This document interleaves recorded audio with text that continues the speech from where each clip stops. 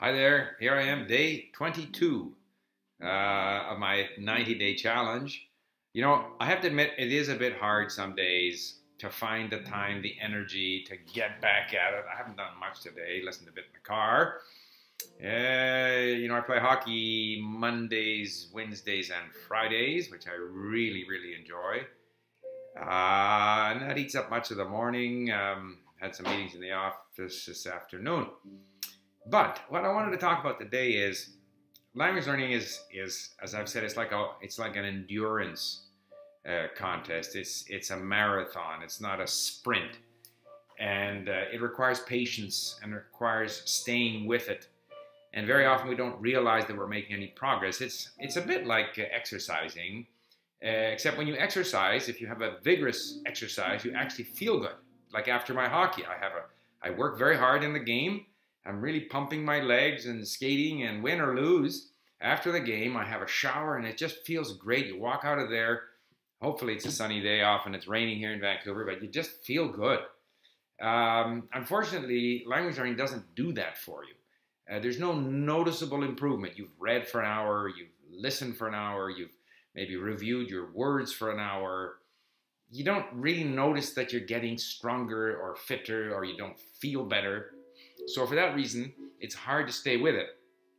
One of the things I try to do is to get to interesting content as soon as possible. So at least if I'm reading something and it's difficult, I'm learning.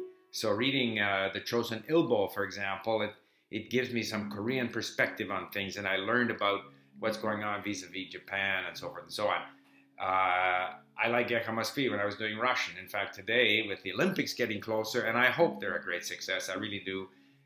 Whatever the politics of the situation may be, it's a tremendous event. It's a tremendous event for Russia. They've blown a bunch of money on it, but now it's threatened by these possible, terrorist activities and whatnot. I hope it's a great success. It would be great to see that part of the world.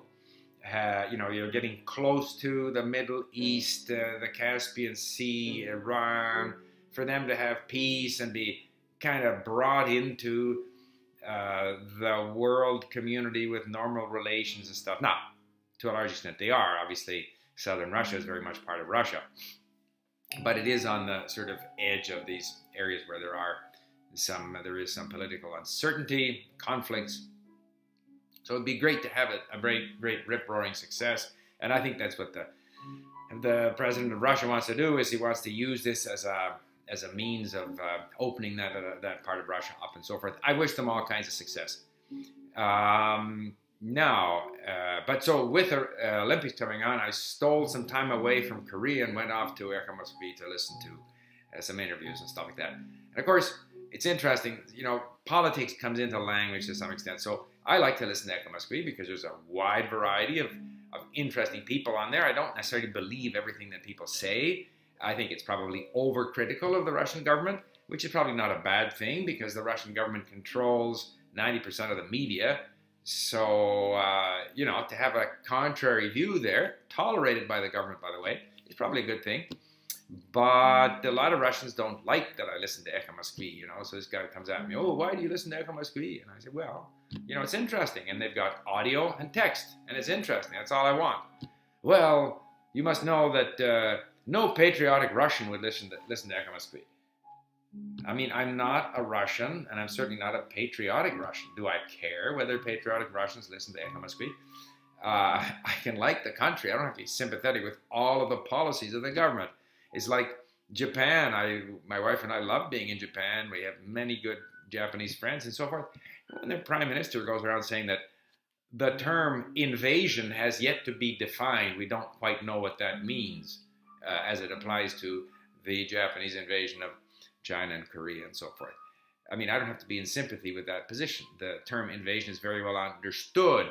Granted, in English, it has a little more neutral meaning, whereas the Chinre or Shinryaku has more of a sense of an aggressive invasion than the word in English, but it was that too. I mean, by the same token, so was the English or British presence in India and so forth. So there's a lot of things you can say about the circumstances that made Japan an imperialist country following on the footsteps of European imperialists, but to deny that, in fact, they did invade China, Korea is just childish. I can't imagine why the Japanese prime minister is going around saying these things.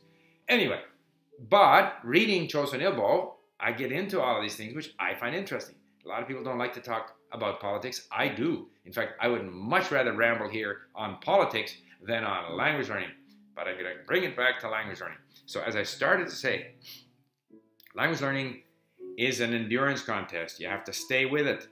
It's like erosion, gradually, drop of water is slowly making your brain a little more amenable to the new language. You're acquiring new words. You're becoming a little bit more familiar with the language. And so here I am. Yesterday, I put up 15 minutes of my discussion with my Korean tutor. Now, in the last 21 days, I've been averaging at least 3 hours a day of Korean. Listening, reading, and vocabulary review, and the occasional review of grammar rules. Essentially reading and listening. I've spoken for maybe a total of 2.5 hours. However, there is no doubt in my mind, and Ju Hyun said the same, my ability to speak, to express myself in Korean has improved noticeably, just after 3 weeks, has improved noticeably compared to when we last spoke.